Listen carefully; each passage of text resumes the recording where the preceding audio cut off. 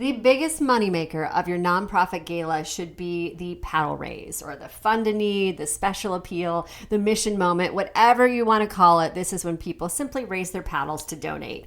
And today I have a case study of how we took one event and nearly tripled their paddle raise numbers from the year before. And we were very strategic about how we did it. Let's go. Okay, number one. So this event had a large crowd, 500 people who like to party. So I know that based on our data, when we take that paddle raise moment and we do it first, before the live auction, every single time we raise more money on the paddle raise. So that's what we did. You have to get their attention first. You welcome them. You have a little bit of a speaker. We had a video, and then we did that paddle raise right off the top. And overall, we went from $67,000 last year when they had the event to over $183,000 on the paddle raise this year. So that was step one. Put the paddle raise first in your program. Why? Well, if you have a healthy event, 60% of your crowd will participate, whereas the live auction, 5 to maybe 10% of your crowd will participate. So let's give them that all-inclusive, heartwarming moment where everyone gets to participate first. So that was step one.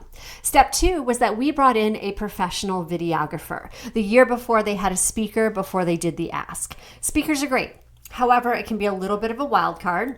If the audio's bad, if the speaker is, shy or nervous and doesn't have command of the room, you lose the audience. Like, there's a lot that can go wrong. So I'm a big fan of video. It's encapsulated, it's pre-approved, you air it, nothing's going to go wrong. So we brought in my buddy Chris, who is amazing. I call him 100K Chris because every time he makes a video, that's what we make at least on the paddle raise. And he told the story, a singular story of someone from the nonprofit and then their transformation. So there's a very strategic formula with how we make these videos, and that's a different video that I'll give you later, but we did the strategic formula and he put it on video. So that was step two.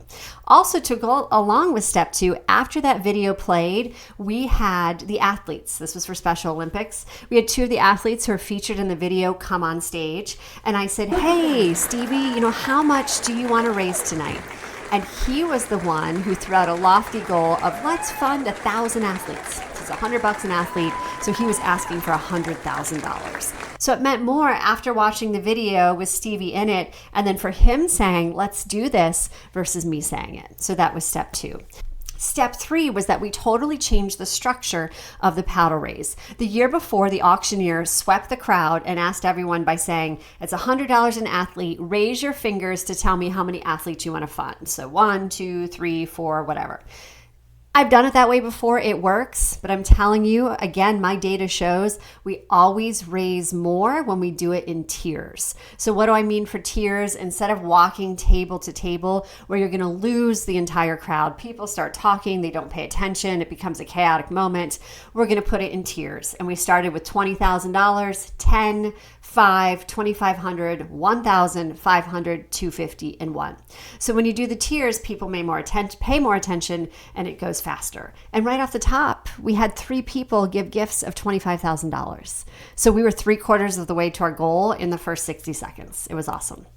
And number 4, the big shift that we had was that we had a team there. I brought my fellow bid assistants. I had 2 other auctioneers on the floor. So they are the ones that are recording the paddle raise for you if you choose to work with us. But also they're just kind of the energy in the crowd. Like, it feels good to have someone who's going to high five you or fist bump you if you donate. And also they help me when it's a crowd of 500 people. If I miss like a last minute donor in the back or someone over there, they're yelling so I can hear. I'm like, one more. And it just makes for a really wonderful, positive moment.